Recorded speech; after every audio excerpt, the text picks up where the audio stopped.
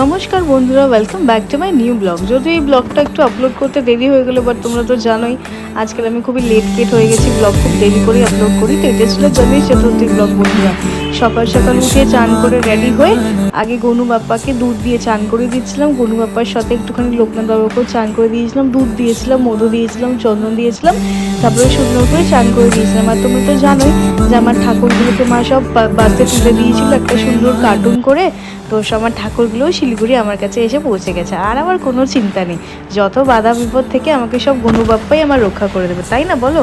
কারণ গনু বাপ্পাই তো সব বাধা বিপদ থেকে সবাইকে রক্ষা করে, সবাইকে যেন ভালো থাকে। আগের বছর আমি কলকাতায় সেলিব্রেট করেছিলাম, তো এই বছর ঠাকুর আমার সাথে শিলিগুড়িতে চলে এসছে। এবার আমি এখানে ঠাকুরকে তো ঠাকুরকে চান ঠান করিয়ে দিয়ে বসিয়ে দিয়েছিলাম। আর এখানে গ্যাস ফাস আগের দিনই সব পরিষ্কার করে একবার রেডি করে রেখে দিয়েছিলাম, সব জিনিসপত্র নিচে নামিয়ে দিয়েছিলাম। আর যখন মা ঠাকুর পাঠিয়েছিল তখন ঠাকুরের সাথে মা আমাকে বাসনপত্র সব পাঠিয়ে দিয়েছিল। আর তোমরা তো জানো এই সব বাসনগুলো আমার টুকটুক করে কেনা যখন আমি কলকাতায় থাকতাম।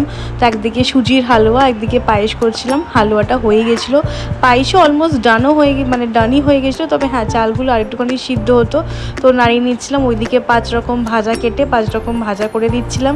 আর এদিকে আমি ফুলকপি কেটে নিয়েছিলাম, ফুলকপি আলুর তরকারি করব। জানি যে বেশি করতে পারবো না, ওই যতটা পারি নিজে হাতে টুকটুক করে করতে। তো সবই হয়ে গেছিলো। আর এদিকে লুচি ভেজে নিচ্ছিলাম শেষের দিকে। আর রিয়াংশেরও খুব খিদে পেয়ে গেছিলো, কারণ সেদিনকে আমি আর কিছু বাড়িতে বানাইনি, তো ও একটু লুচি খেয়ে নিচ্ছিলো। আর খিচুড়িটা একমাত্র শাশুড়ি বললো যে শাশুড়ি বানিয়ে দেবে, তো তাই জন্য শাশুড়িকে বললাম ঠিক আছে তাহলে খিচুড়িটা বানিয়ে দিলে আমি অনেকটাই হালকা হয়ে যাব। এই যে খুব সুন্দর করে সব সাজিয়ে দিয়েছিলাম ফল কেটার। আর একজন পুজো করতে খুবই ব্যস্ত, তো ইচ্ছা ছিল এবার ঠাকুরমশাই ডেকে পুজো করার বন্ধুরা, কিন্তু আমি আগে থেকে বলিনি। হঠাৎ লাস্ট মোমেন্টে বললে শিলিগুড়ির মতন জায়গায় পাওয়া মুশকিল। আর গণেশ চতুর্থীর দিনে তো সব জায়গায় পুজো থাকে, তো পণ্ডিতজি রাজি হয়নি আসার। তো ওই প্রতি বছরের মতনই আমি নিজেই পুজো করে, ও পুজো করেছিল, ঠাকুরকে ভোগ দিয়ে দিয়েছিলাম। আর এই যে রিয়াজকে দেখুন ঠাকুর কি খাবে, ও আগেই টুকটুক করে নিয়ে নিচ্ছে। আর এই মন্দিরটা বন্ধুরা এবার আমি শিলিগুড়িতে এসে এখানে কিনেছি, কারণ এতগুলো ঠাকুর কোথায় রাখবো। ওখানে তো আমার বিশাল বড় ঠাকুরের সিংহাসন ছিল, তাই জন্য ওই সিংহাসনটা কেমন হয়েছে আমাকে বলো কিন্তু তোমরা। এই কালারটা আমারই আমার আর ওর পছন্দের, কারণ শুধু সাদা নিলে আবার হয়তো একটু নোংরা হয়ে যেতে পারে, মেনটেন করাও খুব ডিফিকাল্ট। তাই জন্য ওইখানে এই মন্দিরটা আমরা কিনেছি। এখানে ঠাকুরগুলোকে সুন্দর করে সাজিয়ে কিনেছিলাম মন্দিরটা জন্মাষ্টমীতে, বাট তখন আর ভালো করে পুজো দেওয়া হয়নি। তো এবার জন্য সব ঠাকুরদেরকে একবারে ভোগ দিয়ে সুন্দর করে পুজো করে নিলাম। ওরা শাশুড়ি মা আরও আরতি করছিল, আরতি করে সুন্দর করে ঠাকুরকে ভোগ দিয়ে পুজো নিজেরাই নিজেদের মতন করে নিয়েছিলাম। পরে ইচ্ছা আছে পরবর্তীকালে আবার একটা ঠাকুরমশাই ডেকে একটা ছোটো করে পুজো দিয়ে দেওয়া। আর এই যে সুজির হালুয়া, পায়েস, 5 রকমের ভাজা, চাটনি,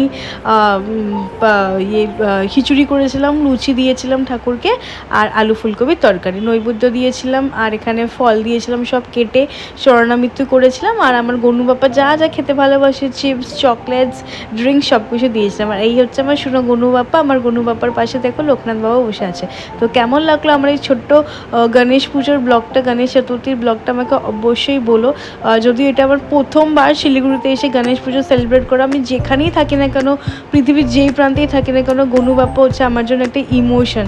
আমি গণেশ পুজো করতে কখনো ভুলি না। হ্যাঁ, তবে ইচ্ছা আছে কখনো যদি আমার অনেকটা হয়, তাহলে আমি অনেক বড় করে, যেরকম অ্যাকচুয়ালি মুম্বাইতে হয় 7 দিন ধরে সেলিব্রেট করে, 7 দিন ধরে ভোগ দিয়ে, ফ্রেন্ডসদেরকে ডেকে লোক ফোক খাইয়ে সুন্দর করে সাজিয়ে করা। যদি ভগবান কখনো ওরকম দিন দেয় তো নিশ্চয়ই হবে। তো এখন তো আমি এটাতেই সন্তুষ্ট। গনু বাপ্পাকে সুন্দর করে ভোগ দিয়ে যে এই বছরই পুজো করতে পেরেছি, এটাই আমার জন্য অনেক। শিলিগুড়িতে এসে শাশুড়ি মা আমাকে অনেক কিছু হেল্প করে দিয়েছিল, ছোটো ছোটো হাতে করে এটা ওটা। তো যাই হোক, এটাই ছিল আমার গনু বাপ্পার গণেশ চতুর্থীর ব্লগ বন্ধুরা।